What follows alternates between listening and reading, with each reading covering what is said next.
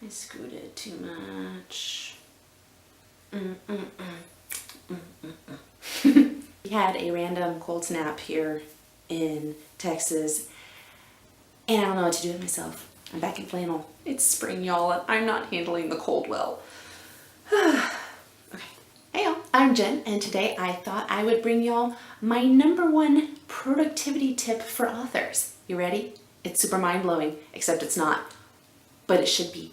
My #1 productivity tip is to get a paper planner. We're all trying to, get everything online and in the cloud because it feels safer and everything, but let me tell you what, this has saved me so many times, I can't even express how much this has helped me out. So I'm gonna give you the reasons why I think that this should be the #1 thing on every author's list. One caveat here, there's a whole bunch of different types of planners. You can use bullet journals, a notebook. You can really use anything. I tend to use the Happy Planner. It's what I've used for the past 2 or 3 years. I just like it because it's so customizable. You can change things around and move things around, but you can use whatever you have. This is not about getting the expensive or the cool thing or the pretty thing or whatever. It's whatever's gonna work for you. That's always my rule, so go with that in mind. Here are my reasons why I think that a paper planner works better than doing something digital. For the first thing, it's tracking. I have so much of an easier time tracking what I'm doing in a paper planner. It feels a little more tangible than watching numbers on a screen go up. Because we look at screens all day, every day. Pretty much anything that happens on a screen, it all starts to kind of feel the same, if you know what I mean. Looking at the numbers for your word count going up on there is not nearly as exciting or motivating to me as writing it down in the planner. There's lots of different ways that you can track your word count, or if you count by the number of sprints you do, if you do a time system, whichever way you use it, you can always find a way to do it in your paper planner. Another thing is rewards. Sometimes it's hard for us to find rewards for us to have on a small scale. We're writing a chapter and we want to have a reward for having written that chapter. Or, we did 5 sprints or we did 1 sprint, whatever way you're tracking. Having a reward is one of the best ways to continue to motivate you. One of the things that I've used as a reward system is stickers. That sounds really childish, but hear me out. It has done wonders for my writing. It first hit mainstream because of Victoria Schwab. She does star stickers on her calendar for however many words she writes. I think it's every 500 words, she gives herself a star. Alexa Dunn does this as well. I do this too. I put stars this was actually when I was doing my outline. I did a star per plot point that I got down. So you can see this was a really good day, and that was because actually I was doing a live write with Briana Morgan on her YouTube channel. Check out her live writes. I'll put the link to her channel down in the descriptions, but you should definitely come in and live write with us. Having these stickers, it's ridiculous. It doesn't seem like it would work, but it works. I love getting these stickers. Every time I get to put one on there, I feel so empowered. So you definitely have to give it a shot. You've already heard me say this a couple of times, but motivation, it's a thing. We need as much help as we can get in the motivation department. I think that's one of the #1 things that people keep complaining about is I don't feel motivated to work on it today. By having these rewards, by having these systems in place and being able to look at them physically on a piece of paper, you get to put things on here. It's awesome. It's also organization. It's a planner. You can organize whatever you want in here. If you're trying to do a schedule, put it in your planner. If you want to have your notes with you, which I highly recommend, put them in your planner. You can have it all with you all the time, and it'll keep everything in one nice spot that you can constantly refer to whenever you want. I have multiple sections in my planner.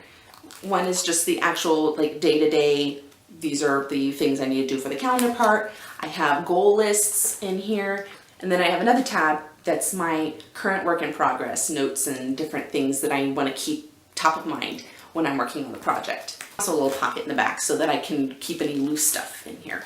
I can keep it all in one place, and it's just this one thing that I can carry around. Rather than having all of these different notebooks and all of these separate things, it can all be in here and I know exactly where it is. Saves so much time and so much hassle for keeping it straight in your brain. And going back to that one section that I was telling you about, the notes and outline section. This I highly recommend. If you have a planner, you should have a notes and outline section in your planner. So you can keep that with you when you're writing, wherever you're writing, you have that information. In mine, I have the Dollify. If y'all haven't seen that app, a lot of writers have started posting their Dollified versions of their characters.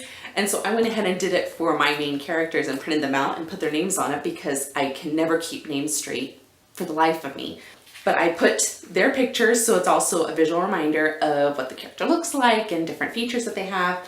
But I also keep character profiles, and I keep the outline and everything. And I'm gonna flip through those really fast so you don't see any spoilers.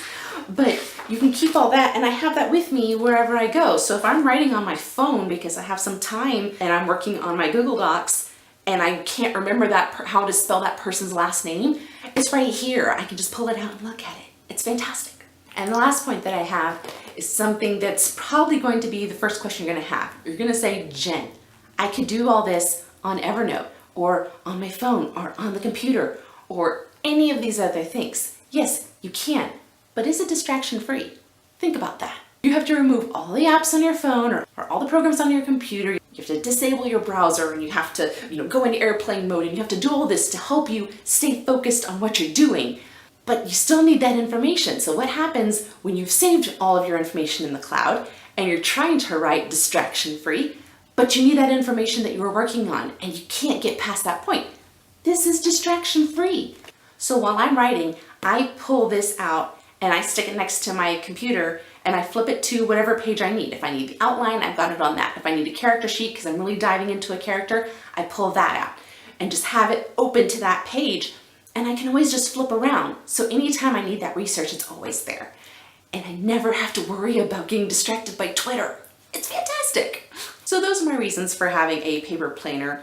Besides the fact that I'm completely organizationally obsessed, I love all of these kinds of things. So it might not be that this is the thing that's right for you, but about a bullet journal or a notebook, something that you can have on you that's paper that you can keep with you, even in your pocket. I have some little moleskines that are the real thin moleskines that you can fit in your back pocket. Yes, even ladies' back pockets, it'll fit in that. Moleskine has them. I just think it's so helpful. It's so nice to have the distraction-free information always there when I need it. Having the calendar and the planning and motivational tools, it's just all in one happy little notebook that I get to keep with me wherever I go. It's awesome, and I highly recommend it. Let me know down in the comments if you would be interested in having a paper planner, or if you'd like to see more information about how to set up your planner, or if you'd like me to do another video on how I set up my planner, or anything else like that. I love sharing organization techniques, so I'd be more than happy to do a video, but let me know if y'all are interested. So thanks for watching. I hope you liked it. If you did, please hit the like button and subscribe so you can see more. I'll see you all next time. Bye.